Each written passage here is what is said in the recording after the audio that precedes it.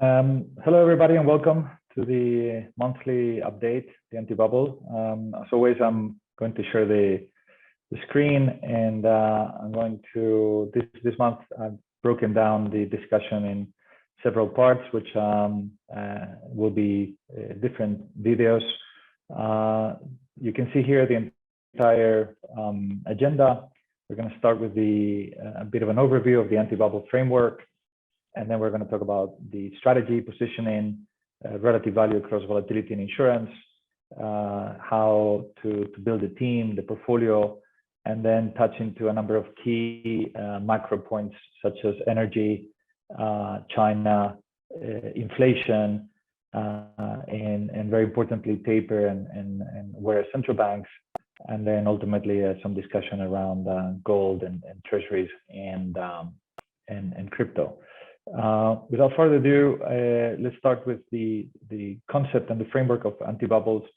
And here it's important for those who are not familiar to discuss the concept of what's a bubble.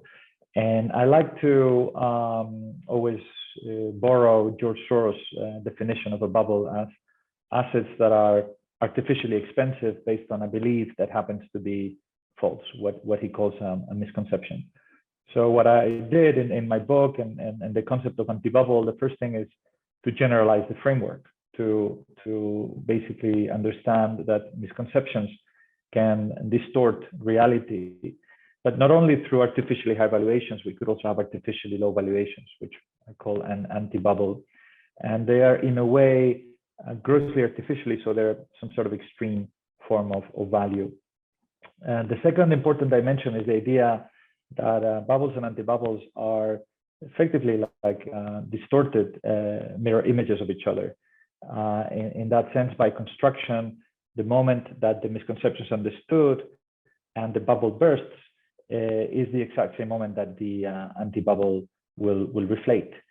And that's why I refer to it often as or I compare it to an antivirus or an anti-missile. It's a defense mechanism against the bubble. So it's a hedge. And the third dimension of the concept relates to the idea of risk premium, effectively being a contrarian, looking at assets that potentially offer this element of risk premium that benefit from the complacency and panic of the markets. So in that sense, one of my favorite examples of a bubble anti-bubble relationship is the S&P and the VIX. And what we see here is that during periods of artificially low volatility, you could have artificially high valuations. This is a period driven by complacency. They're kind of feeding each other. And this is true because of both qualitative as well as quantitative reasons. So on the qualitative side, we have obviously the perception that there's no risk, that central banks and governments are in full control, etc. Quantitatively, we know how certain process like trend following or risk parity or vol targeting are strategies that as the market goes up, as volatility goes down, they buy more and vice versa.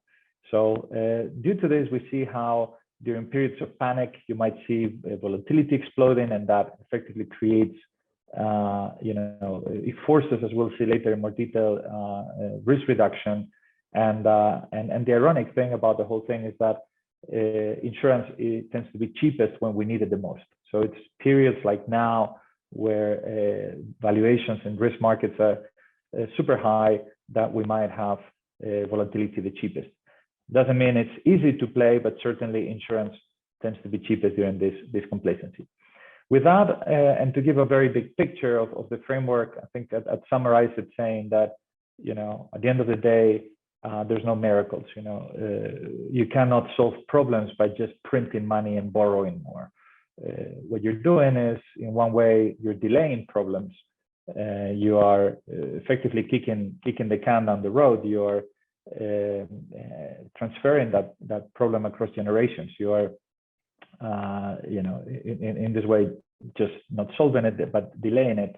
The second thing that happens is you are effectively transferring the problem, and the transfer of the problem happens through currency wars as well as trade wars. So by entering into monetary policies without limits, you are forcing some sort of competitive devaluation, and this doesn't solve the problem. It passes from one country to another, and these countries might defend themselves through trade wars, including tariffs and others. So if I cannot, I will try to defend myself monetarily. Every central bank in the world is printing like crazy. And on the other hand, if you can't control what other people are doing, you might decide to put tariffs, so to neutralize this impact. The third thing that's happening is we're transforming the problem, and obviously inflation and inequality are becoming more and more obvious. As you print your way, you create bubbles, and you create huge valuations, and effectively cutting a lot of people or widening the differences between the rich or the haves and the have-nots. So inflation and inequality are becoming forefront of the global macro, and it's a consequence of monetary and fiscal policies without limits. And largely, at the end of the day, you're really not enlarging the problems. You create these huge bubbles and potential bad endings. And as my good friend Daniel Lacalle would say, if monetary and fiscal policies without limits solve problems, probably Argentina or Zimbabwe would be world's leaders, which is obviously not the case, unfortunately. So this framework I summarize, and we'll go through this in more detail throughout the discussion. As over the last decade, I summarize it as the transformation of risk-free interest into interest-free risk. And the next decade, unfortunately, is about bubbles too big to fail into stagflation. And this process is accelerating. With that further ado, we'll move on.